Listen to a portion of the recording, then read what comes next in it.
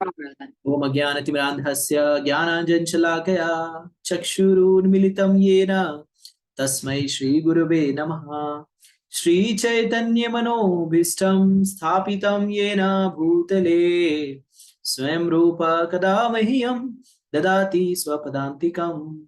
वन्देऽहं श्रीगुरो श्रीयुतापदकमलं श्रीगुरून् वैष्णवांश श्रीरूपं साग्रजातं सहगण रघुनाथान्वितं तं सजीवं साद्वैतं सावधूतं परिजनसहितं कृष्ण चैतन्य देवं श्रीराधा कृष्ण पादान् सहगण ललिता श्री विशाखान्वितांश नमो विष्णुपादाय कृष्णप्रेष्ठाय भूतले श्रीमते भक्ति वेदांत स्वामी निति नामिने नमस्ते सरस्वते देव्ये गौरवाणी प्रचारिणे निर्विशेष शून्यवादी पाश्चात्य देश तारिणे जय श्री कृष्ण चैतन्य प्रभु नित्यानंद श्री अद्वैत गदाधर शिवासादि गौर भक्त वृंद हरे कृष्णा कृष्णा कृष्णा हरे हरे हरे राम राम राम हरे हरे। हरे कृष्णा। अंतर्राष्ट्रीय कृष्ण भावनामृत संघ इस्कॉन इस्कॉन अयोध्या आप सभी का हार्दिक स्वागत करता है। आज जो है भगवद गीता के हम 16वें अध्याय के श्लोक संख्या 22 की विवेचना करने का प्रयास करेंगे। आशा है कि अभी तक की जो जानकारी थी, ज्ञान था, आप सभी लोगों को समझ में आया होगा। कल का पिछले जो सत्र में हमने विस्तार से चर्चा करी किस तरह से भगवान बताते हैं कि काम क्रोध लोभ ये जो है नरक के द्वार है। ने देखा कि कैसे ये काम क्रोध लोभ नहीं, ये 6 जो है काम क्रोध लोभ मोह मद मात्सर्य, ये सारी चीजें जो हैं ये हमें नरक की ओर ढकेलती है। और इन सारी चीजों में अगर हम संलिप्त होंगे तो किस तरह से हमारा पतन जो है पूर्णतः निश्चित है।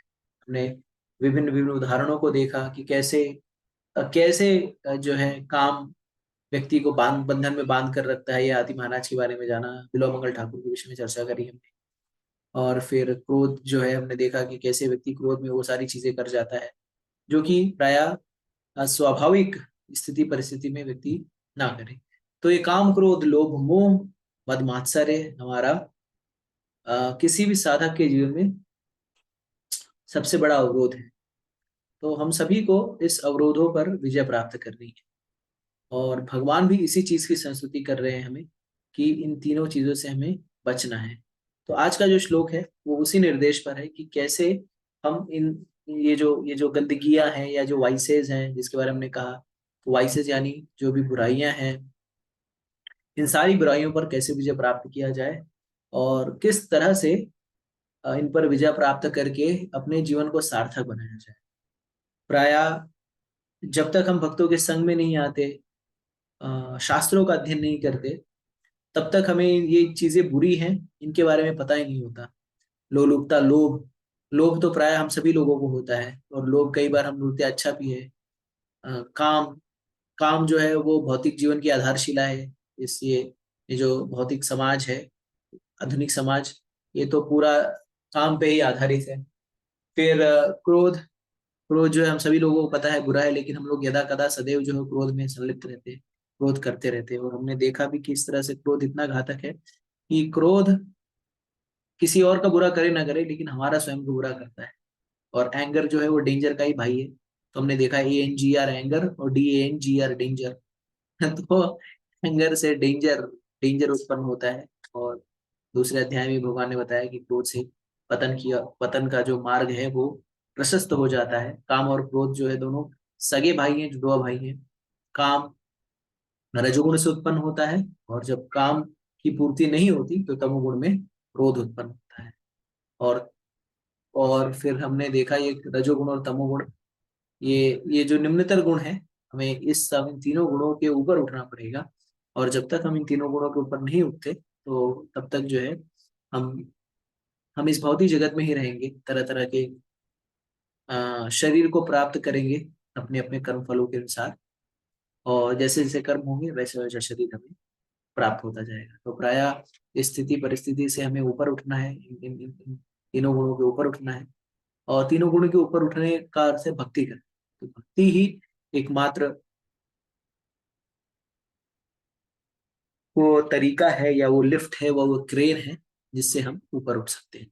तो हम सभी लोगों को प्रयास करना है, ये हमारा प्रयास, चाहे अध्ययन हो गया, चाहे श्रवण हो गया, चाहे भगवान की सेवा में संयुक्त होने की जो क्रिया है, नाम जप है, ये सारी चीजें जो है हमें ऊपर उठने के लिए ऊपर उठाती हैं।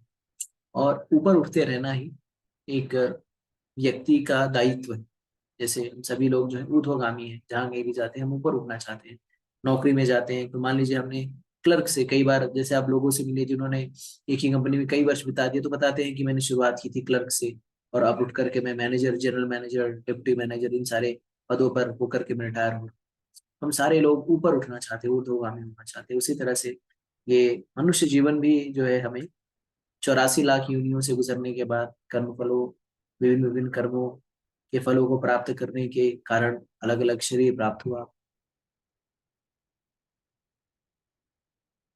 जलचर, नभचर, अलग अलग पद को हमने प्राप्त किया और अब जो है हमें मनुष्य शरीर मिला है। तो इस मनुष्य शरीर का सदुपयोग करना है और ऊपर की ओर उठते जाना है। तो समय की बाध्यता को देखते हुए हम लोग आगे बढ़ते हैं और प्रयास करते हैं इन श्लोकों की गहराइयों में जाने का। तो मैं स्क्रीन आपकी स्क्रीन पे मैं स्लाइड शेयर करूंगा। आपसे अनुरोध है कि चैट बॉक्स या कमेंट बॉक्स में लिख करके आप बता सकते हैं कि स्क्रीन दिखाई दे रहा है अथवा नहीं।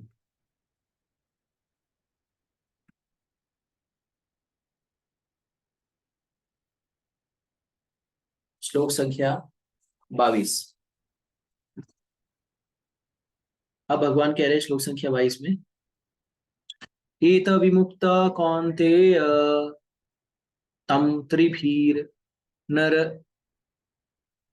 त्रम त्रिभी एत विमुक्ता कौन्तेय तमो तमो द्वारे त्रिभी नर त्रिभी नर आचरति आत्मनां श्रेय तत् श्रेयस्तत्यति पराम गतिम।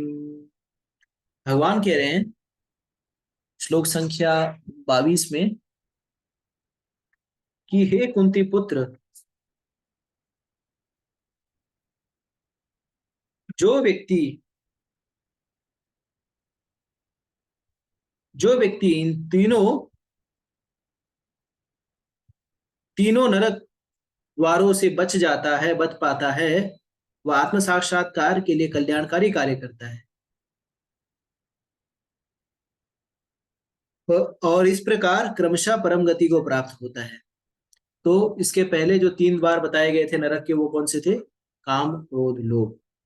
तो भगवान यहाँ पर सुस्पष्ट तरीके से बताना चाहते हैं कि जो भी इस काम, क्रोध, लोभ के के के प्रलोभन से या इस जाल में, इस काम, क्रोध, लोभ के जाल में जो व्यक्ति फंस जाता है, वो वो क्या होता है? वो नरक जाने का नरक गामी हो जाता है।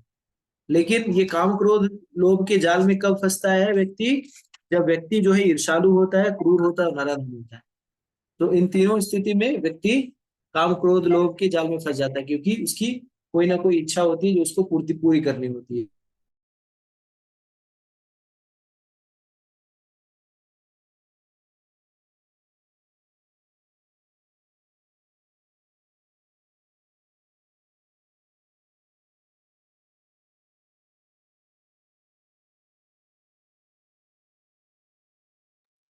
तो जो क्या रहता है? ईर्ष्यालु रहता है, क्रूर रहता है और नराधम रहता है। तो अगर आप शास्त्र की विधियों को पालन नहीं करते हैं, तो आप जो है इसी नरक के द्वार जाने की गामी है। देखिए, मनुष्य जीवन का जो आधारशिला है, मनुष्य जीवन का जो, जैसे हम कहते नहीं, हम इस चीज को जानते हैं कि हर चीज को चलाने के लिए, जैसे हम कोई इलेक्ट्रॉनिक सामान लेके आते हैं, बाजार से हमने कोई फ्रिज ले आया या टीवी लेके आए, तो हम बाजार से फ्रिज या टीवी लेकर के आते हैं, तो उस फ्रिज और टीवी के साथ हमें एक मैनुअल दिया जाता है और उस मैनुअल में वो सारे विधि विधान लिखे होते हैं जिससे वो टीवी संचालित होगी।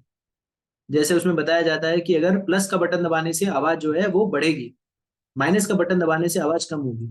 तो अगर कोई व्यक्ति जो है माइनस का बटन दबाए और ये सोचे कि आवाज बढ़ेगी, तो आवाज बढ़ सकती है क्या? नहीं बढ़ सकती। कितना भी प्रयास कर ले, आवाज नहीं बढ़ेगी। क्यों? क्योंकि वो टीवी इसी तरह से डिजाइन की गई है कि प्लस दबाने से ही आवाज बढ़ेगी। उसी तरह से ये जो इस जगत में भगवान बता रहे हैं कि कोई भी व्यक्ति अगर भगवान के बताए गए नियमों का पालन नहीं करता, शास्त्र में बताते हैं, अगर भगवान के बताए गए नियमों का पालन नहीं करता, भगवान के बताए गए निर्देशों पर चलता नहीं है, तो ऐसा व्यक्ति जो है नरक के द्वारों से कभी नहीं बच सकता। वो या तो पाप कार्य करेगा या तो वो निम्नतर योनि में जाएगा। क्यों? क्योंकि जब व्यक्ति शास्त्रों के विधिमान, जैसे हम कहते नहीं भगवद गीता क्या है, भगवद गीता लाइफ मैनुअल है, तो भगवद गीता में ये बताया गया है कि किस तरह से मनुष्य जीवन का पालन करना चाहिए। लेकिन व्यक्ति अगर भगवद गीता को पढ़ेगा ही नहीं, तो उसे कैसे पता चलेगा कि मनुष्य जीवन का पालन कैसे करे। जैसे कि भौतिक जगत में क्या है, ईट स्लीप एंड मेरी गो अराउंड, मतलब भोजन करो, सो और यहाँ वहां घूमो, इसी को जीवन का उद्देश्य माना जाता है। लेकिन जब हम शास्त्रों को पढ़ते हैं, ग्रंथों को पढ़ते हैं, धार्मिक श्रीमद् भागवतम इत्यादि ग्रंथों को पढ़ते हैं, तो हमें पता चलता है कि ये जो सारी चीजें जो भौतिक जगत में या भौतिक शरीर में या भौतिक लोगों के साथ रहने से जो सारी चीजें स्वाभाविक लगती हैं, वो सारी चीजें शास्त्रों के अनुरूप, शास्त्रों के अंतर्गत उसको वो सारी चीजें स्वाभाविक नहीं होती। जैसे कि हम देखते हैं कि भौतिक जगत में अत्याधिक धन इकट्ठा करना, अत्याधिक ऐश्वर्य इकट्ठा करना, ये सारी चीजें स्वाभाविक है। सबसे सफल व्यक्ति वो माना जाता है जिसके पास सबसे ज्यादा धन हो। तो उसका मापदंड क्या है? जिसके पास सबसे ज्यादा धन है वो व्यक्ति सबसे सफल व्यक्ति है। लेकिन आध्यात्मिक जगत में उस व्यक्ति को सबसे सफल माना जाता है जो व्यक्ति भक्ति में पूरी तरह से तल्लीन है। तो भौतिक जगत में आप किसका सम्मान करते हैं? भौतिक जगत में आप सबसे धनी व्यक्ति का, जिसके पास बहुत ज्यादा धन है, उसका सम्मान करते हैं। भौतिक जगत में कोई भी मोरालिटी, एथिक्स या नैतिकता इत्यादि की कोई भी आजकल के जमाने में कोई भी उसका कोई मोल नहीं है। अगर आपके पास धन है, आप चाहे चोर हो, डकैत हो, किसी की हत्या करके वो धन ले आओ, लेकिन जब आप भोज देंगे, जब आपके पास यश है, लोग आपको जानते हैं, तो आप चाहे भोज देंगे, तो चाहे किसी भी तरह से धन आप इकट्ठा करके लाए हो, लोग जो है उस भोज में सम्मिलित हो जाएंगे। क्यों? क्योंकि आपका पैसा जो है ये कलयुग का लक्षण है। भागवत में वर्णन किया गया है कि जिसके पास धन होगा उसको ही बुद्धिमान माना जाएगा। तो इस तरह से हमें जब शास्त्र को अध्ययन करते हैं तब हमें पता चलता है कि हमारी वास्तविकता में क्या पहचान है, हमारा स्वरूप क्या है, हमारे जीवन का कार्य क्या है, इत्यादि इत्यादि। तो यहाँ पर इस श्लोक में अगर आप देखें तो श्लोक की शुरुआत होती है एता विमुक्तये, मुक्त होना। तो इस शब्द को समझते विमुक्तये का क्या अर्थ है? तो विमुक्त होना यानी मुक्त होना। तो पहले मुक्त होने से पहले हमें यह समझना पड़ेगा कि हम बंधन में हैं। तो जब तक आप बंधन को नहीं समझेंगे तब तक आपको पता ही नहीं चलेगा कि मुक्त मुक्त अवस्था होती क्या है। तो वर्तमान समय में हम सारे लोग क्या अपने आप को स्वच्छंद मानते हैं कि हम लोग स्वतंत्र हैं, हम लोग इंडिपेंडेंट है, स्वराट है। जैसे हम सभी को लगता है भारत जो है स्वतंत्र राष्ट्र है और इसके कारण हम स्वतंत्र राष्ट्र के स्वतंत्र नागरिक हैं। लेकिन अगर इस राष्ट्र की परिकल्पना को देख करके अगर हम देखें तो भले ही हम इस सो कॉल्ड स्वतंत्र राष्ट्र में हैं, लेकिन फिर भी हम इस राष्ट्र के बताए गए कानूनों के अंतर्गत हम बंधे हुए हैं। ये हर हर हर हर व्यक्ति को इस देश के कानून का अनुपालन करना होता है। तो जब हमें किसी किसी कानून के अंदर बांध ही दिया गया है तो हमारी स्वतंत्रता, हम कहाँ स्वतंत्र कहाँ हुए?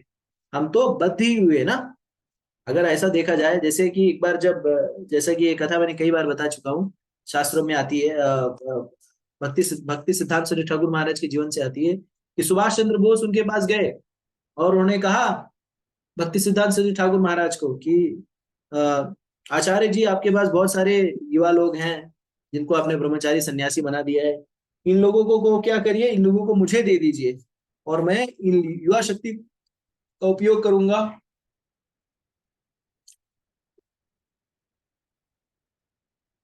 मैं इस युवा शक्ति का उपयोग करूंगा भारत देश को आजाद कराने में। क्योंकि भारत देश परतंत्र है और भारत देश आजाद नहीं होगा तो आपका ये जो भगवत गीता का ज्ञान है कोई इसको ग्रहण नहीं करेगा, कोई इसको सुनेगा नहीं। तो क्या कहते हैं, भक्ति सिद्धांत सरस्वती महाराज ने बहुत ही सुंदर शब्दों में कहा कि प्रभु ऐसा है कि जो भारत की स्वतंत्रता के ऊपर शास्त्र का अध्ययन या भगवत धाम जाना निर्भर नहीं है। तो भगवत प्रचार प्रसार जो है किसी भी चीज पे, किसी भी भौतिक चीजों पर निर्भर नहीं है। भगवत प्रचार प्रसार जो है निर्भर है वो जीवा भगवत प्रचार प्रसार जो है वो आध्यात्म के स्तर पर है। तो कहने का मतलब ये है कि अगर हम किसी भी तरह से बद्ध, अगर हमें असली स्वतंत्रता प्राप्त करनी है, तो असली स्वतंत्रता ये हम अपना हाथ पैर स्वतंत्र रूप से चला रहे हैं, स्वतंत्रता नहीं है। असली स्वतंत्रता है जब इस बद्धावस्था से हम बाहर निकल जाएं। अभी हम इस शरीर रूपी यंत्र में बंधे हुए हैं, और इस शरीर रूपी यंत्र से बाहर निकल करके, मुक्त होकर के स्वच्छंद रूप से अपने स्वरूप को ज्ञात, अपने स्वरूप को प्राप्त करके जीवन जीना ही वास्तविक स्वतंत्रता है। तो वर्तमान में हम क्या है, हम प्रकृति के तीनों गुणों में बंधे हुए हैं, सत्वगुण रजोगुण तमोगुण। जैसे भगवान भगवद गीता में कहते हैं, प्रकृति क्रियमाणानि गुणे कर्माणि सर्वशः अहंकार विमूढ़ात्मा कर्ता हम इति मन्यते। तो पहले हमें ये समझ में आना चाहिए कि हम प्रकृति के तीनों गुणों में बंधे हुए हैं। सत्वगुण रजोगुण तमोगुण के अंतर्गत हम विभिन्न विभिन्न कार्य करते रहते हैं, और जब सत्वगुण रजोगुण तमोगुण के अंतर्गत रह करके हम जब विभिन्न कार्य करते हैं, तो उससे उसके प्रति उत्तर में हमें अमुक अलग अलग फल प्राप्त होता है। और जब अलग अलग फल प्राप्त होता है, तो उसी मनोदशा में क्या होता है, उसी मनोदशा में हमें अलग शरीर भी प्राप्त होता है। तो हमारे शरीर का निर्धारण इस पे निर्भर करता है कि हमारी चेतना कैसी है। हमारे शरीर का निर्धारण इस पे निर्भर करता है कि हमारी गुण कैसे हैं। तो अगर आप देखें, तो जैसे कि नारद मुनि जब एक बार विहार करते हुए या प्रचार प्रसार, नारद मुनि जो है असली परिव्राजकाचार्य है, जो प्रचार प्रसार के लिए निरंतर जो है भ्रमण करते रहते। तो एक बार जब वो भ्रमण करते हुए जा रहे थे, तो उन्होंने देखा कि कुबेर कुबेर के जो दो पुत्र थे, नलकूबर और मणिग्रीव, एक सरोवर में बहुत सारी स्त्रियों के साथ नग्न अवस्था में विहार कर रहे थे, आनंद लूटने में, भौतिक आनंद लूटने में मशगूल थे। और जब नारद मुनि को उन स्त्रियों ने, उन कन्याओं ने जब नारद मुनि को देखा कि इतने महान ऋषि, इतने महान भक्त वहां पर गुजर रहे हैं, तो उन्होंने क्या किया, उन्होंने अपने झट से अपने अपने कपड़ों को लेकर के अपने तन को ढक लिया। लेकिन ये जो नलकूबर और मणिग्रीव के, सॉरी, कुबेर के जो दो पुत्र थे, नलकूबर और मणिग्रीव, ये इतनी पूर्ण पूर्ण अवस्था में मदमस्त थे, इस मदांध थे, शराब मदिरा के इतनी तीव्र आगोश में थे, कि नारद मुनि के वहां उपस्थित होने के बावजूद भी उन्होंने नग्न अवस्था में रहे, कोई कपड़ा बदलने की चेष्टा नहीं की। नारद मुनि ने, चूंकि जानते हैं कि ये दोनों नलकूबर मणिग्रीव जो है कुबेर जी के पुत्र हैं, जो कि देवताओं के खजांची हैं, उच्च कुलीन परिवार से आते हैं, तो इन लोगों को सही मार्ग पर ले जाना चाहिए। और करुणावश उन्होंने उनको श्राप दिया। क्या श्राप दिया? कि आप जो है, चूंकि आपका स्वभाव, आपका गुण जो है तमोगुण में स्थित है, और तमोगुण में स्थित होने के बाद आप नग्न अवस्था में रहना चाहते हैं, तो चूंकि आपका गुण और कर्म जो है वो किसकी तरह है, वो वो इसकी तरह है, क्या नाम है, आपका गुण और कर्म जो है वो पेड़ की तरह है। तो पेड़ जो है वो सबसे तमोगुणी अवस्था में होता है, और नग्न भी रहता है। तो चूंकि उनके गुण और कर्म, तमोगुण और नग्न दोनों मैच हुआ, इसके लिए उन्होंने उनको पेड़ बनने का श्राप दिया। तो आप सोचिए कि जो ऋषि मुनि गण होते हैं, वो श्राप भी गुणों के हिसाब से श्राप देते हैं। ऐसे नहीं कि मन में आया, उनको आज अच्छा लग रहा है, आज मैंने मूड बना के आया हूँ, आज जो भी मिलेगा उसको मैं पेड़ बनने का श्राप दूंगा, ऐसा नहीं है। जो जैसा कार्य करता है, जो जिस जिस जिस कार्य के अनुरूप जो कार्य करता है, जिस गुण में रहता है, उसके हिसाब से उसको शरीर मिलता है। तो जैसे भगवान भी कहते हैं ना, यम यम वापि परम भाव तज्जता अंत कलेवरम तम इंदम वाति कौनते सदा तद्भाव भाविता। तो जैसा जिसकी चेतना, जैसे जिसका स्वभाव, वैसा उसको शरीर। इसी तरह से हम देखते हैं, एक बार जैसे कि राजा का याद, इंद्रदुम्न राजा जो थे, तो इंद्रदुम्न राजा चूंकि चूंकि एक ऋषि आते हैं, उससे मेरे ख्याल से दुर्वासा मुनि ये होते हैं, क्या दुर्वासा मुनि आते हैं उनके राजमहल में, और वो उनको देख नहीं पाते, या देखते हैं लेकिन देख करके उठ के खड़े नहीं होते। तो फिर वो जो ऋषि को क्रोध आ जाता है, बोलते हैं चूंकि तुम हाथी की तरह व्यवहार कर रहे हो, यहाँ पे मैं उपस्थित हुआ लेकिन मेरे सम्मान में तुम उठे नहीं, हाथी की तरह व्यवहार कर रहे हो, इसके लिए जाओ, मैं तुम्हें श्राप देता हूँ, तुम हाथी बन जाओ। इसी तरह से हुहू हुहू नामक एक यक्ष था, उसको श्राप मिलता है। क्या होता है, एक ऋषि ऋषि रहते हैं, और वो तपस्या करते रहते हैं, नदी में तपस्या में मग्न रहते हैं। तो ये हुहू नामक यक्ष जो रहता है, इसको बहुत ही मजा आता है दूसरों की टांग खिंचाई करने में। तो ये क्या करता है, छुपके से जाता है नदी में, छलांग लगाता है, गोता लगा करके ऋषि का जो है टांग खींच लेता है, और वो तपस्या कर रहे टांग खींच लेता है, और ऋषि गिर जाते हैं। तो ऋषि और गिर जाते हैं, तो वे खड़े होकर हंसने लगता है। तो ऋषि को क्रोध आता है, और ऋषि जो उसको बोलते हैं कि चूंकि तू मगरमच्छ की तरह कर रहा है, छुप करके अटैक कर रहा है, और तूने टांग खींच ली, जा मैं तेरे को श्राप देता हूँ, तू मगरमच्छ बन जा। तो इसलिए हम देखते हैं कि हमें अलग अलग शरीर प्राप्त होता है अलग अलग त्रिगुणों के अंदर, जैसा हमारा स्वभाव रहता है। तो प्रकृति के 3 गुणों के अंतर्गत रह करके हम अलग अलग शरीर प्राप्त होने के अधिकारी हो जाते हैं। यानी हम जैसा एक्शन करेंगे, हम एक्शनों के अंदर अपने कार्य कर्मों के अंतर्गत बद्ध हैं।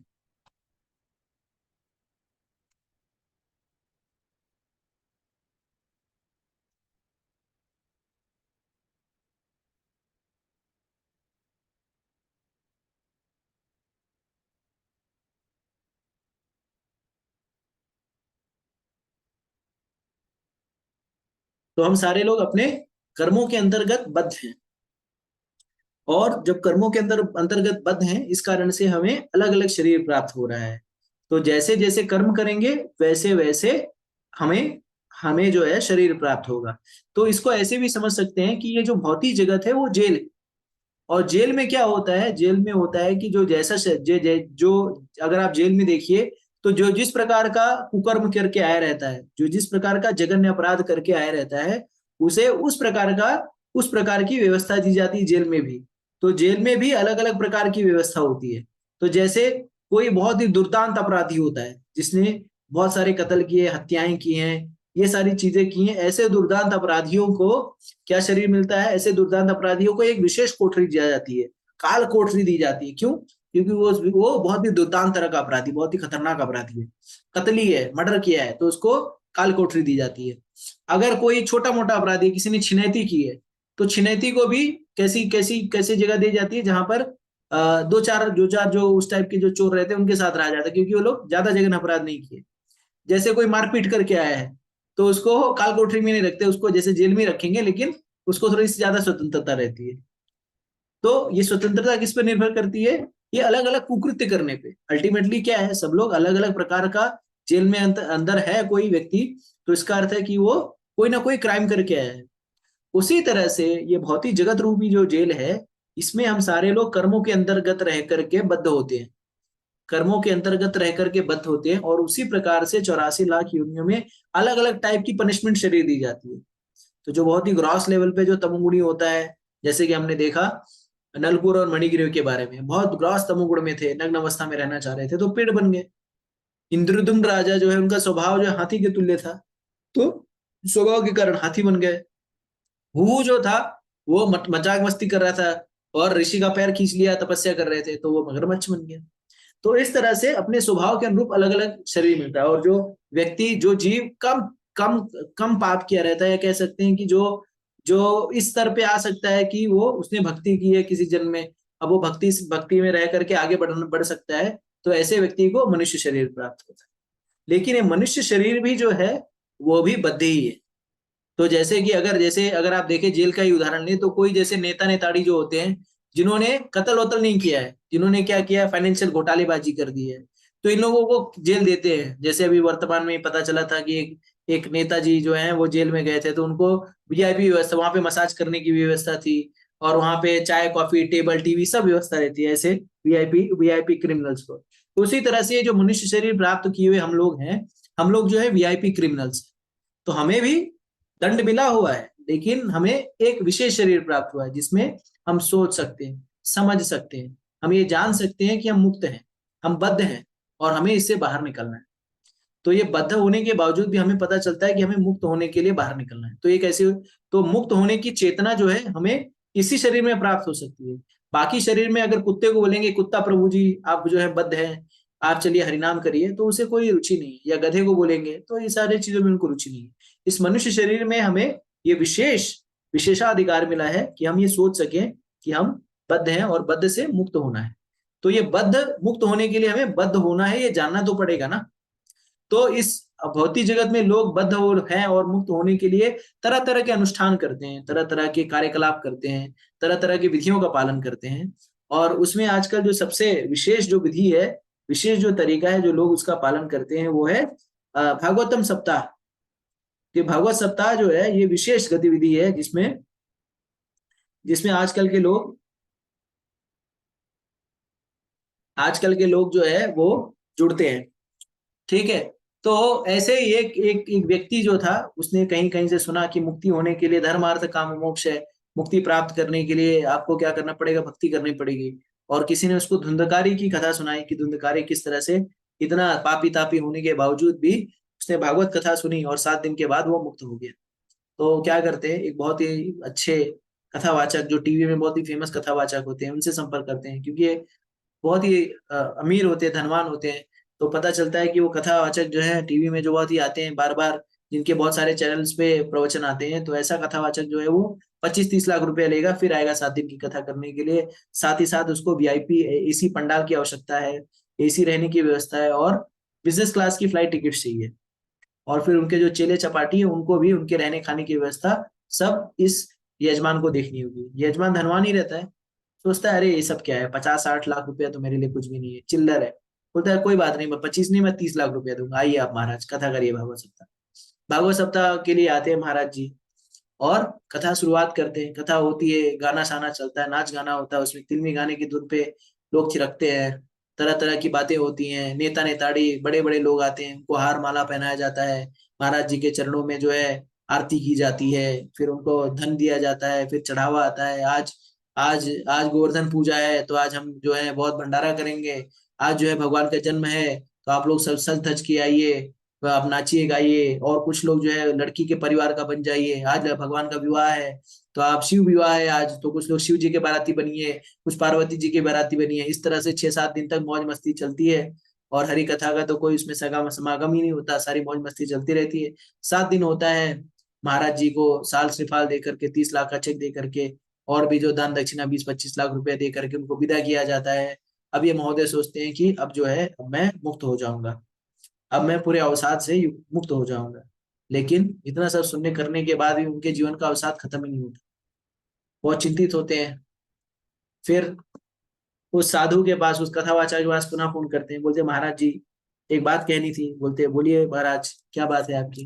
बोलिए महाराज मैंने सुना था कि धुंधकारी जो है उसने भागवत सप्ताह सुनी तो वो मुक्त हो गया, लेकिन मैंने तो 7 दिन सप्ताह की 50-1 लाख रुपए 1 करोड़ रुपया खर्च भी किया, आपको भी 25-30 लाख रुपए दिए, लेकिन मेरा अवसाद जो है वो कम ही नहीं हो रहा है। मैं तो वैसे ही, मेरे जीवन में तो कोई बदलाव ही नहीं आया, मैं तो अभी भी ऐसे लग रहा है कि भौतिक चीजों में बंधा हुआ हूं। तो महाराज जी जो भले ही पैसा लेते थे लेकिन थे थोड़े समझदार, बोले कि ठीक है प्रभु जी, ऐसा है कि इसका उत्तर तो मेरे पास भी नहीं है कि क्यों आपके जीवन में बदलाव नहीं आया, लेकिन ऐसा है हमारे गुरु जी हैं, वो बहुत उन्नत संत है और उनका इस चीज से, भौतिक चीजों में वो कोई ऐसे चाय कार्यों में नहीं लगते। तो अगर आप चाहें तो मैं चल करके उनसे आपको मिला देता हूँ, हम लोग हैं बात कर लेते हैं उनसे। तो गुरु जी कहते ठीक है चलिए। फिर उनको लेके जाते हैं अपने गुरु जी के पास। तो गुरु जी को प्रणाम करते हैं, बोलते हैं गुरु जी इस भक्त की बहुत ही जिज्ञासा है, अगर आप इसे शांत करने का, अगर आप शांत करें तो बहुत सुंदर होगा। तो कहते हैं ठीक है बताइए। तो वही बताते हैं उनको कि कैसे उन्होंने कथा करी और जो है उनके जीवन में कोई बदलाव नहीं हुआ, ना मुक्ति हुई। तो इसको अब कैसे, इसको कैसे ठीक करें।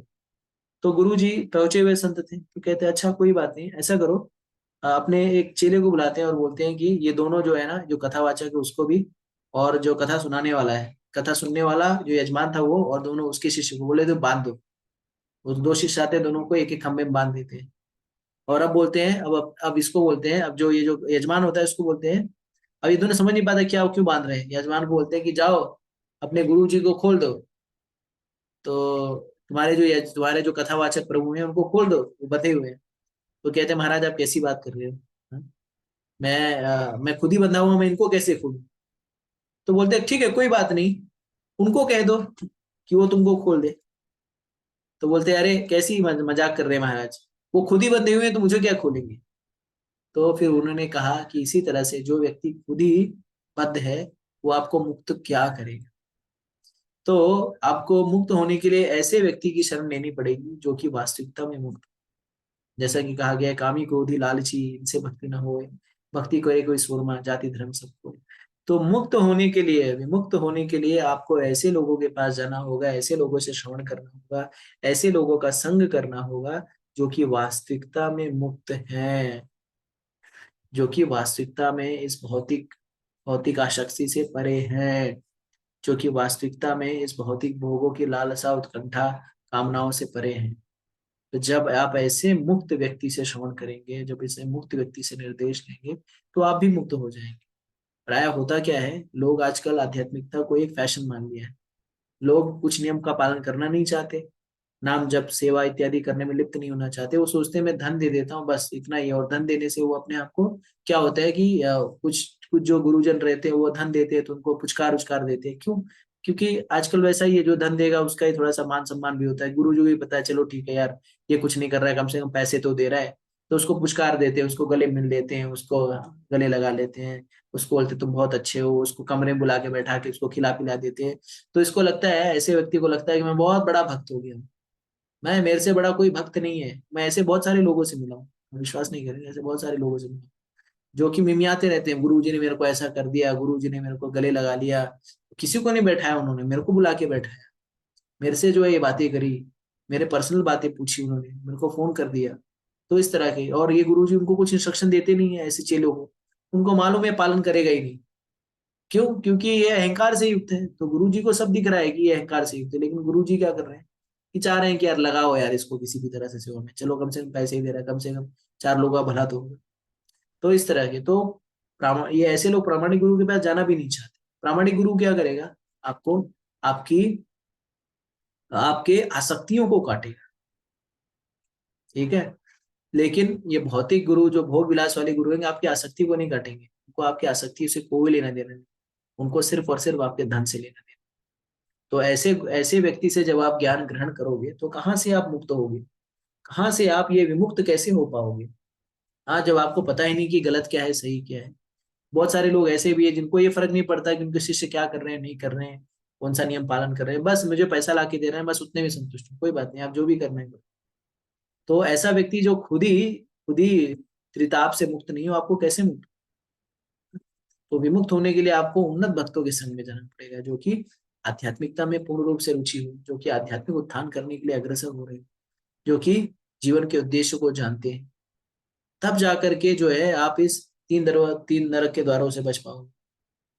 तो संगत संगत करना पड़ेगा, मुक्त होने के लिए मुक्त लोगों का संगत करना पड़ेगा। हमारे आचार्य बोलते हैं कि हमें, शास्त्रों में कहा गया है, साधु संग सर्व शास्त्र कहे, लव मात्र साधु संग सर्व सिद्धि है। तो लव मात्र साधु संग भी क्या करेगा? दुष्ट से दुष्ट व्यक्ति को विचारों को बदल देगा, दुष्ट से दुष्ट व्यक्ति का ट्रांसफॉर्मेशन कर देगा, दुष्ट से दुष्ट व्यक्ति को सुधार देगा, बशर्ते वो जो दुष्ट व्यक्ति है वो श्रवण करने के लिए तैयार, वो निर्देश का पालन करने के लिए तैयार। हम सभी जानते हैं किस तरह से रत्नाकर डाकू जो था, वो कैसे कितना जघन्य अपराध किया करता था, और फिर नारद मुनि की कृपा से रत्नाकर जो है वो, भगवान नारद मुनि ने उसको निर्देश दिया कि जाओ और अपने घर वालों से पूछ करके आओ कि क्या जो तुम अपराध कर रहे हो, इस अपराध में वो सब लोग सहभाग लेंगे। और ये जाता है पूछ करके आता है और सब मना कर देते हैं। तो नारद मुनि कहते हैं ठीक है, मुझे तो समझ में आ गया। रत्नाकर कहता है मुझे समझ में आ गया कि कैसे ये क्या नाम है, कैसे ये लोग जो है मेरे साथ नहीं देंगे, तो अब मैं क्या करूं? तो नारद मुनि कहते हैं राम राम राम बोलो। तो रत्नाकर को समझ में आया, राम राम राम ये क्या है? वो राम राम बोलता ही नहीं है, उसको राम निकलता ही नहीं है। जैसे हम लोग कहा होता है ना, मुंह में राम बगल में छोड़ी, केकर पाई काटी मूड़ी। तो मुंह में राम बगल में छोड़ी, किसका पाऊं और उसका गला रेत दूं। तो चूंकि जीवन भर गला ही रहता है, तो कहाँ से बोलते, मेरी माँ बोलती थी कहावत की, सियार के मुंह से मंगल ना निकलते, मतलब सियार के मुंह से मंगल नहीं निकलता, सियार मुआता ही रहता है।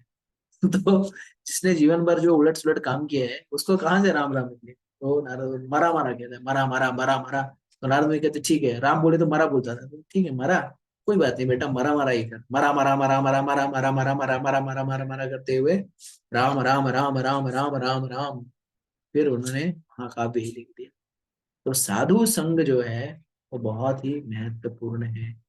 हमें मुक्त होने के लिए मुक्त व्यक्तियों का संग लेना पड़ेगा, उन्नत भक्तों का संग लेना पड़ेगा। और भगवान भी मुक्त लोगों का संग लेने के लिए हमें अनुमोदन करते हैं। जब भगवद गीता के चौथे अध्याय में भगवान कहते हैं तद विधि परिपातेन परिप्रश्नेन सेवया उपदेशांति ते ज्ञानम ज्ञानेन स तत्वदर्शिनः। तो ये तत्वदर्शी गुरु के पास जाना है। तद विधि प्रणिपातेन, प्रणिपात का अर्थ है सरेंडर, शरणागति, हमें शरण लेना है इस प्रामाणिक गुरु का, इस साधु का। और ये प्रामाणिक गुरु और साधु कैसा है?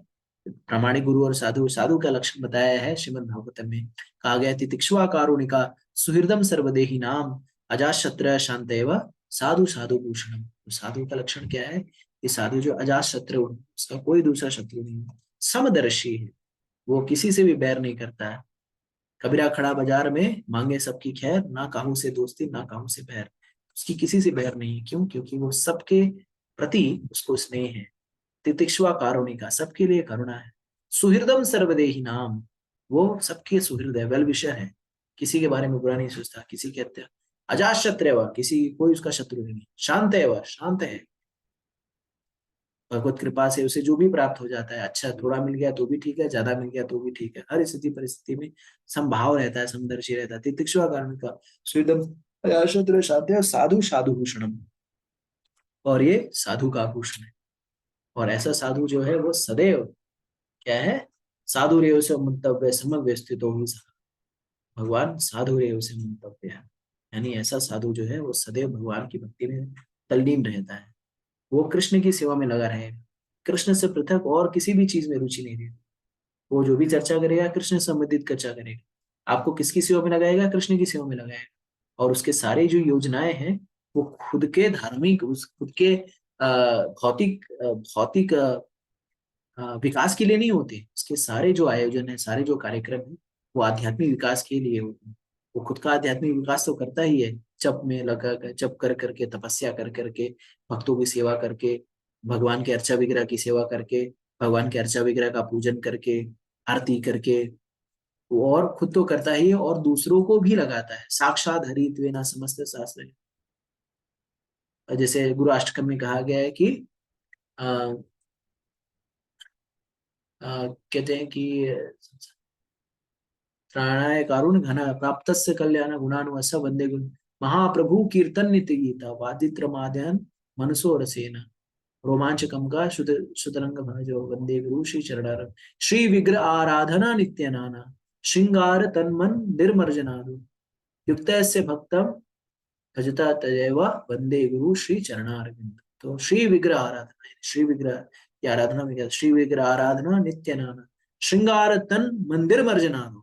श्रृंगार, भगवान का श्रृंगार करता है, मंदिर का मार्जन करता है। युक्तस्य युक्तस्य भक्तम भजता सदैव वंदे गुरु श्री चरणारविंद। खुद भी भगवान का भजन करता है और अपने शिष्यों को भी भगवान का भजन करने में लगाता है। तो ऐसा नहीं है वे प्रामाणिक साधु जो है खुद क्या करेगा? भजन नहीं करेगा। 16 माला जप नहीं करो, मैं तो सोऊंगा खूब खर्राटा मार मार के, कोई 16 माला जप नहीं करो। और तुम लोग सब 16 माला जप करो, मैं तो खूब खूब कुछ खुद अय्याशियां मारूंगा और तुम लोग बोलूंगा तुम भगवान की सेवा करो। मैं कभी आरती पूजा नहीं करूंगा, तुमको बोलूंगा आरती पूजा करो। हाँ, मैं कभी भी जो भगवान की सेवा में कोई कार्य नहीं करूंगा, तुमको बोलूंगा भगवान की सेवा में कार्य करो। तो ऐसा गुरु नहीं, तो ऐसा साधु जो खुद भी करता हो, वॉक द टॉक। आचार्य का अर्थ ही होता है जो अपने आचरण से दूसरों को सिखाए। तो ऐसा व्यक्ति जो मुक्त है, जो विमुक्त मानिनास, जो विमुक्त है वो आपको मुक्त कर सकता है। जो गड्ढे में खुद गिरा हो, जब हम गड्ढे में गिरते हैं तो गड्ढे से बाहर कौन निकालेगा? गड्ढे से बाहर वो निकालेगा जो गड्ढे के बाहर होगा ना। हाँ, 10 फीट के गड्ढे में गिर गए तो गड्ढे से बाहर कौन निकालेगा? आपको वो निकालेगा जो गड्ढे के बाहर हो। तो इसका अर्थ है, अगर हम इस बद्ध जीवन में, इस बद्ध शरीर में है, तो हमें कौन बाहर निकालेगा? जो इस बद्ध जीवन से परे हो, जो इस बद्ध जीवन से मुक्त हो। तो जब ऐसा व्यक्ति जब मुक्त होगा तभी तो हमें गड्ढे से बाहर निकालेगा। तो इसी तरह से ये प्रामाणिक गुरु के पास जाने के लिए बोल रहे हैं भगवान, क्या? तद्विधि पड़ी पाते ना। तो ये प्रामाणिक गुरु जो है वो इस गड्ढे से युक्त है, वो त्रिगुणों से परे है, वो सदैव भगवान की सेवा में संलग्न है, भगवान के चिंतन में संलग्न है, भगवान के कार्य में संलिप्त है। और भगवान की सेवा, भगवान का भजन पूजन भक्ति ही उसके जीवन का एकमात्र लक्ष्य है। तो इसलिए वो सदैव कृष्ण भावना भावित है। तो ऐसे उन्नत भक्तों के संग में रहने के हमें ऐसे उन्नत भक्तों को शरणागत होने के बारे में भगवान कहते हैं। और ये ऐसे उन्नत भक्त जो खुद मुक्त हैं, हमें मुक्त कर सकते हैं। जो गड्ढे में गिरे हैं तो जो बाहर खड़ा है वो मतलब ऊपर बैठा है, मुक्त है, वो हमें रस्सी देगा तो उस रस्सी को पकड़ के हम भी मुक्त हो जाए। तो आचार्य गण क्या करते हैं? आचार्य गण ऐसे विमुक्त विमुक्त मानिनास, ऐसे विमुक्त साधुओं के शरणागत होते हैं। फिर उनसे क्या करते हैं? प्रणिपातेन परिप्रश्नेन सेवया। परिप्रश्नेन, आत्म साक्षात्कार से संबंधित प्रश्नों को पूछते हैं, जिज्ञासा करते हैं। सनातन गोस्वामी प्रयागराज में, काशी में जब पहली बार मिलते हैं क्या नाम है, चैतन्य महाप्रभु से, तो सनातन गोस्वामी जो है, सनातन, हाँ मेरे ख्याल सनातन गोस्वामी, हाँ सनातन गोस्वामी जो है वो अंग्रेजों की, सॉरी, नवाब की सरकार में प्रधानमंत्री थे, और उनको बहुत सारी भाषाएं आती थी, फारसी आती थी, उर्दू आती थी, बंगाली आती थी, संस्कृत आती थी, सारे भाषाओं के ज्ञाता थे। साथ ही साथ वो वो इतने उच्च पद पर भी काबिज थे, प्रधानमंत्री थे, और उनके ज्ञान के कारण ये जो नवाब था ये सारा कार्य उनके ऊपर छोड़ करके वो आराम से रहता था, क्योंकि उनको मालूम था कि ये सनातन जो है, सकारा मलिक नाम था उनका उस समय, तो ये जो है बहुत ही बुद्धिमान है और ये मेरे राज्य को अच्छे से चलाएगा, और इस कारण से सभी लोग उनको पंडित कह करके, ज्ञानी कह करके संबोधित किया करते थे। लेकिन जब वो पहली बार चैतन्य महाप्रभु से मिलते हैं तो उनको ये नहीं बताते, जैसे हम लोग बताते हैं मैं इस्कॉन अयोध्या का प्रोजेक्ट डायरेक्टर हूँ, मैं ये करता हूँ, मैं वो करता हूँ, ऐसा वैसा, ऐसे ज्ञान झाड़ते हैं हम लोग। लेकिन उन्होंने कहा कि मुझे नहीं पता कि आमी के, मैं कौन हूँ। ग्राम्य भाषा में तो मुझे बताते हैं कि मैं पंडित हूँ, लेकिन वास्तविकता में मुझे पता ही नहीं कि मैं कौन हूँ, मेरी असली पहचान क्या है। तो इस तरह की जिज्ञासा हमें करनी है। और ऐसी जिज्ञासा जो है प्रणि प्रश्नेन सेवया, जो विनम्रता पूर्वक जिज्ञासा की जाती है जब गुरु को, तो गुरु क्या करता है, अपने हृदय को पिरो करके, अपने हृदय से जो ज्ञान की मोती है वो अपने अनुगत को देता है। जैसा कि आप चित्र में देख पा रहे हैं कि श्रील प्रभुपाद जी अपने एक व्यक्ति को, एक उसको मार्ग दिखा रहे हैं। तो जो एक साधु है, गुरु है, ये क्या करेगा, ये खुद जो है ये खुद जो है ज्ञान से परिपूर्ण होगा, और जब विनम्रता पूर्वक कोई भी व्यक्ति जब प्रश्न पूछेगा तो उस प्रश्न का निराकरण करते हुए उसे भक्ति के मार्ग पर लेके जाएगा। और जब हम उसके निर्देश का पालन करेंगे, तो हमारे आचार्य, वर्तमान आचार्य वृंद क्या करते हैं, जब हमारे आचार्य वर्तमान आचार्य वृंद हमें कोई भी ऐसी सेवा में नहीं लगाते, कोई भी ऐसे कार्य को नहीं देते, या ऐसा ऐसा कार्य हमें नहीं देते जिसका कृष्ण से कोई संबंध नहीं है। वो हमें वही कार्य देते हैं जो कार्य हमें कार्य कार्य कहने के लिए कहते करने के लिए कहते हैं, जो कार्य हमें कृष्ण की ओर ले जाए। तो वो क्या करेंगे, जैसे वर्तमान में आप लोगों को क्या निर्देश दिया जाता है, आप लोगों को कोई अलग से कोई हाई फाई निर्देश दिया नहीं जाता, आप लोगों को ये निर्देश दिया जाता है कि चार नियम का पालन करो, किसी प्रकार का अवैध संग मत करो, अवैध स्त्री पुरुष संग मत करो, किसी प्रकार का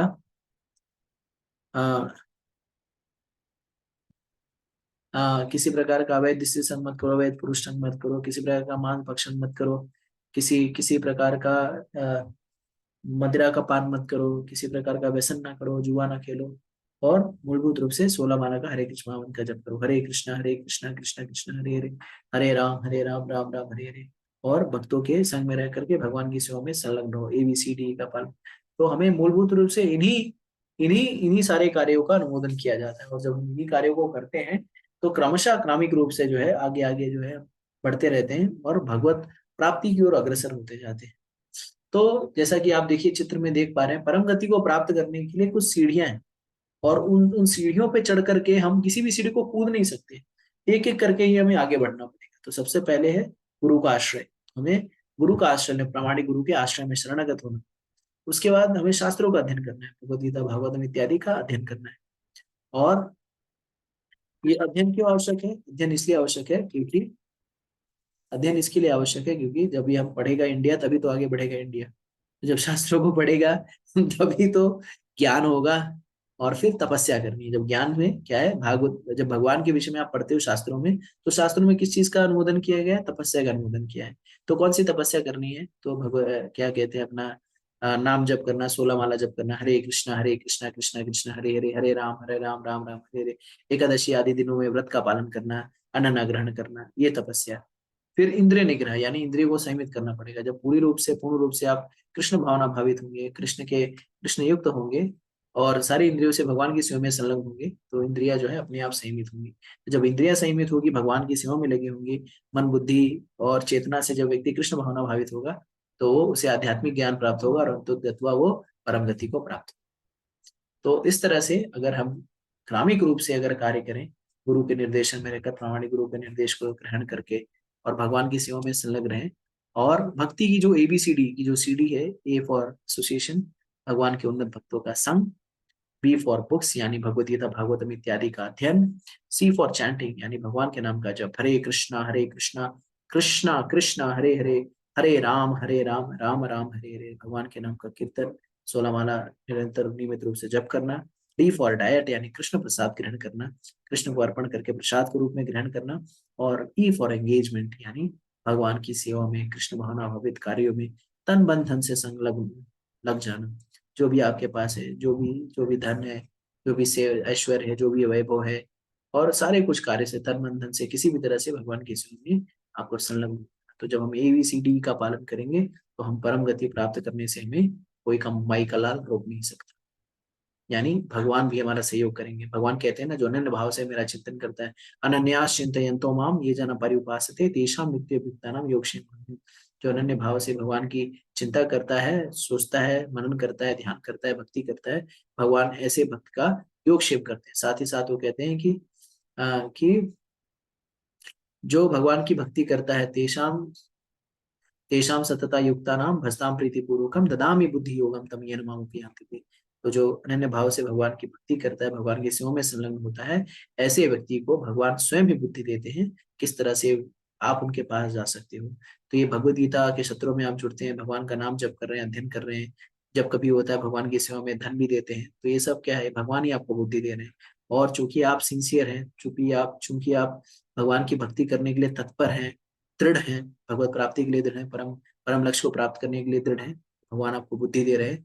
और अगर इसी तरह से आप शास्त्रों का, श्रील प्रभुपाद जी के बताए गए निर्देशों का पालन करते रहेंगे, उनके बताए गए नियमों को आप अपने हृदय से धारण करेंगे, नाम जप करेंगे ध्यान पूर्वक, हरे कृष्णा कृष्ण कृष्ण हरे हरे, हरे राम राम राम हरे हरे, तन मन धन से भगवान की सेवा में आजीवन संलिप्त रहेंगे, तो आपका परम गंतव्य जो है वो निश्चित है। कोई आपको रोक नहीं सकता इस जन्म मृत्यु जरा व्याधि के चक्र से बाहर निकलने। तो यहीं पे मैं अपनी वाणी को विराम देता हूँ। आप सभी से अनुरोध है कि आप लोग भक्ति में लगे रहिए। अगले हफ्ते जो है, आज प्रतिदिन जो है भगवान के नाम का जप करिए, 16 माला कम से कम भगवान के नाम का जप करिए, 4 नियम का पालन करिए, भगवान की सेवा में संलग्न होइए। रामनवमी आ रही है, अगर आप चाहें तो कुछ सहयोग कर सकते हैं। रामनवमी के उपलक्ष्य में मंदिर में बड़ा आयोजन होने वाला है, इसमें हजारों की संख्या में भक्त को बुलाया जा रहा है, लाइट है, बहुत सारी सेवाएं हैं। तो अगर आप कुछ सेवा करना चाहते हैं, सहयोग करना चाहते हैं रामनवमी के उपलक्ष्य में, तो इस्कॉन अयोध्या में दान कर सकते हैं, मुझे बता सकते हैं, मैं आपको अकाउंट नंबर मंदिर का दे सकता हूँ। ठीक है, तो यहीं पे सत्र को समाप्त करते हैं। भगवद गीता यथारूप की जय, जगत गुरु शील प्रभुपाद की जय, श्री गुरुदेव की जय। ओम तत्सत। हरे कृष्णा कृष्णा कृष्ण हरे हरे, हरे राम राम राम हरे हरे। जय गुरुदेव, जय श्री प्रभुपाद। हरे कृष्णा। सभी को धन्यवाद।